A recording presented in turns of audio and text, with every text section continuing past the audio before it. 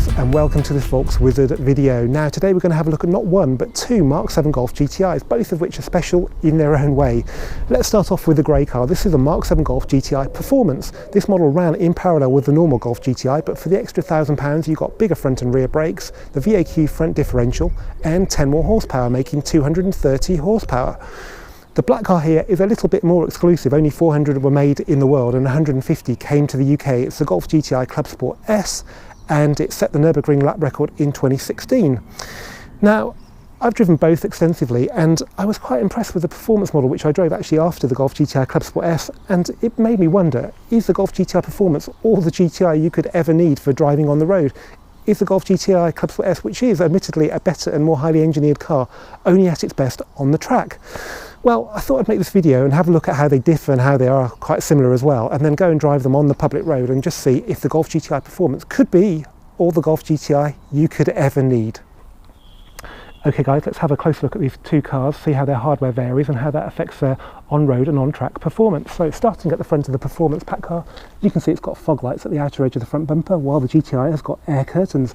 They channel air into the front wheel arches, which increases downforce and reduces lift at high speeds. You've also got a bigger rear spoiler and a bigger rear diffuser. Are they essential for road use? Well, I don't think they probably have any difference below about 100 miles an hour, so probably not. Looking at the brakes, we've got 345 front discs on floating bells. We've got big red calipers. They look great, but are they much different to those on the Performance pack car? Well, actually not. We've got 340s. These are up from the standard car 312. We've got the same calipers, just with GTI and Rockwell script. Okay, they're one-piece discs, but I don't think you're going to have too much trouble on the road. And we've also got 312s on the back, which is up from the standard car's 300mm brakes. So not a bad braking package, particularly for road use. Right, inside we've got some GTI tartan seats. Now, compared to those on the Up GTI, these are very heavily bolstered. So I don't think you'll be experiencing lateral forces while you're driving on the road that will mean you need to have the bucket seats of the Clubsport S. The cabin in every other way is pretty similar. Leather on the steering wheel, but everything else is in the same place, laid out in a very similar way, apart from it's got back seats, of course. Just to remind ourselves what the Clubsport S looks like, we've got these lovely bolstered GTI seats made by Recaro, and they're brilliant. Would you experience lateral G-force on the road that means you need these as opposed to the ones in the normal car? I really don't think so. The Alcantara wheel's nice. Do you need harness slots for the road? I don't think so either. But, you know, don't get me wrong, it's a very special place to be, and that's part of the charm of this car and why I've kept mine for nearly a year and a half now. It's also got Benny Loister's signature on there, and that's good for a 10-second a lap, he told me. Okay, let's have a look under the bonnet. So they're both 4-cylinder turbocharged cars.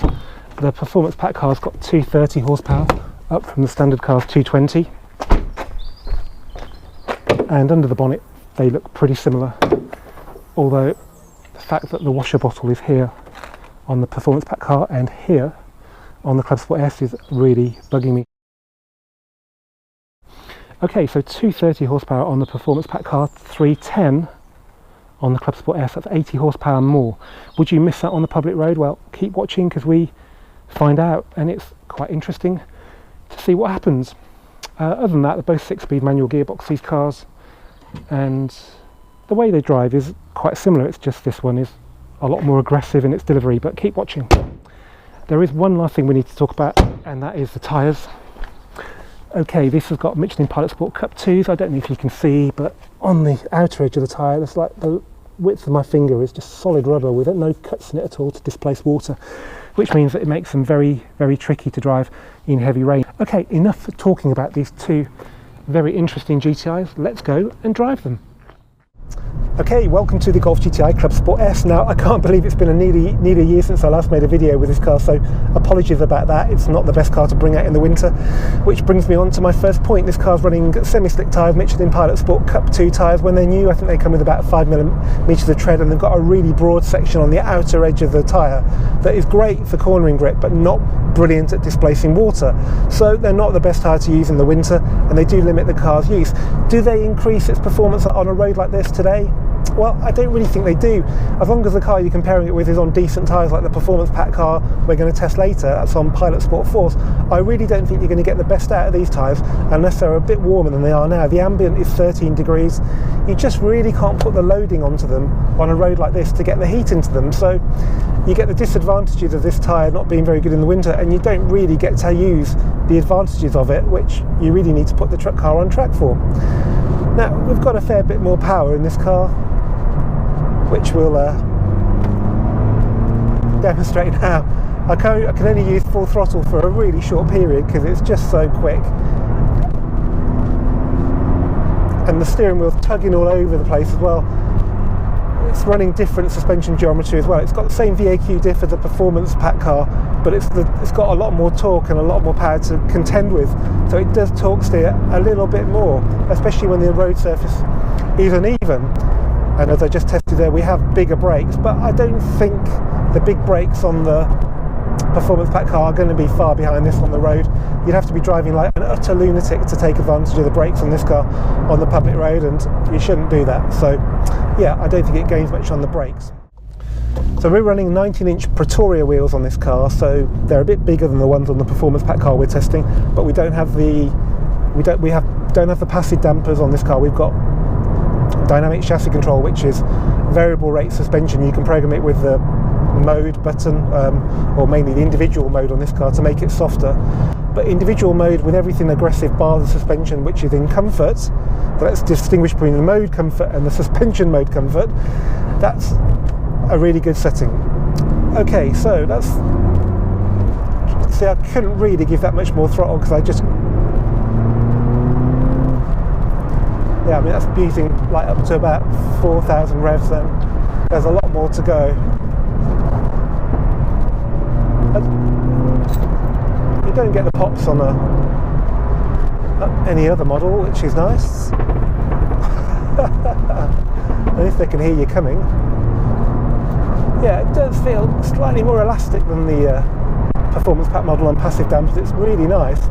Damping actually does feel slightly better.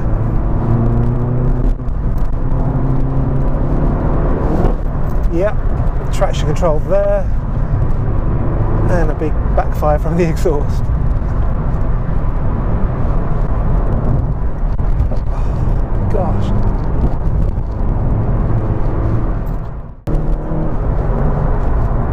Well, it's pretty exhilarating. Does it feel better than the other car? Well, we'll find out later, but I'm really on the ragged edge. I don't feel particularly in control at some points. So it's a thrill, but I don't think it'd be any faster than the other car, but no point trying to speculate. Let's find out. Let's go to the Golf GTI Performance. Okay guys, welcome to the Golf GTI Performance. Now, as you would expect, this car feels pretty similar to the Golf GTI Clubsport S. They're both Mark 7 Golfs, they both share the same dashboard and everything's in the same place. Even the control weights of the pedals and the steering wheel and the gear knob, they all feel pretty familiar. If you put a blindfold on, the only thing that would make you realise it was different was the fact that the steering wheel's not that lovely Alcantara in the Clubsport S. It's leather, but it's a lovely leather steering wheel as it goes. Although you can't beat Alcantara to make a car feel special because it's just so rare. So we're on 18-inch wheels on the passive dampers, so this is a little bit firmer, but not so much so that it would become annoying. We're running Michelin Pilot Sport 4 tyres on this car. I don't think they're OE. The previous owner fitted better tyres than the car came with from the factory. But the beauty of them is you can use them all year round, and in heavy rain they're perfectly good. The ones on the Clubsport S are really limited when it comes to heavy rain, and if you want to drive to the Nuerburgring, it's 500 miles each way. You're going to hit some rain at some point usually, and you'd have to do 50 miles an hour through Belgium, which makes it even more boring.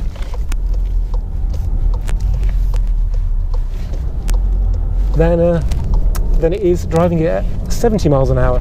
So really, the tyres do limit the Clubsport S, and you can't really get them warm on the road. I think they're really only ever going to be at their best when you have them on track. So I don't think these tyres will lose much to those on the Clubsport S. So, but will this car be able to reach the highs the Clubsport S can reach dynamically on the road?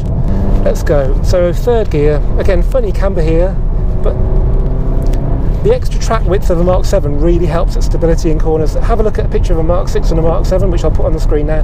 You can see how much wider this is across the front axle, and that gives you so many benefits when it comes to cornering. It does feel like a very different car to a Mark 6. They're good, but this feels just so much wider and in a good way.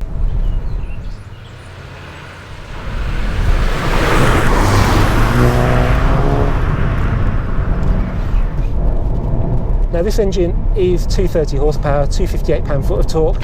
It doesn't sound massive, but I swear it's all you need on a road like this. The Clubsport S has got so much more. It's got like 80 more horsepower, but you're rarely going to be able to use that on this kind of road because it's just too sinuous. You're going to be using, if this was telemetry on this car, you'd be using more throttle on this car than you would on the Clubsport S, but you wouldn't be using anything like full throttle on this car anyway. So it's neither here nor there whether that car's got 310 or not. Put it on track, yeah, Clubsport S would absolutely kill this, but on this road, no.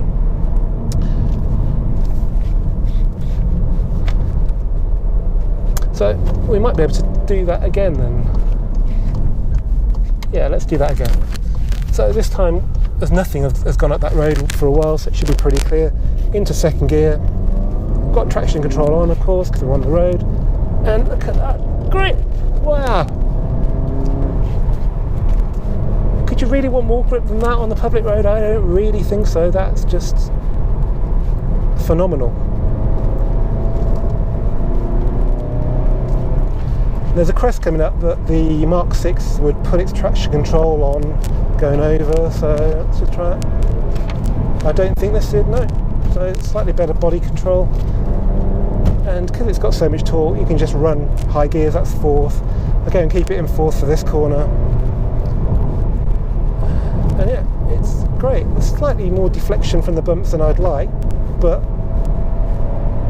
it's not bad at all. It's fun.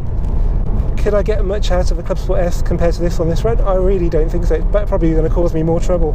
And if the tyres are a bit cold, could be big trouble really. But no, just like the Mark 6 Edition 35 I drove on this road, this is good.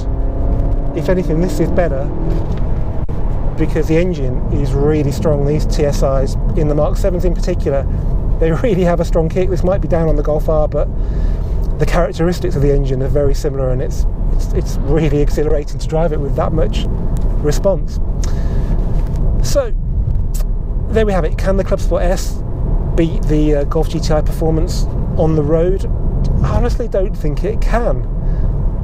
Does that make any difference? Well, no, not really. The Golf GTI Clubsport S is so special. I quite happily put up with its compromises just because I love it so much, and there's always a potential to take it on track and get the most out of it, which I'm really planning to do in my car very soon, because I've realised that exactly what I'm telling you today, that cars like this are just as good to drive on the road, and a Golf GTI Clubsport S is wasted. It's got to go on the track to do its best. So make sure you subscribe, because one of my videos very soon will be me doing just that. If you like this video, give it a thumbs up, and see you for the next one soon. Cheers.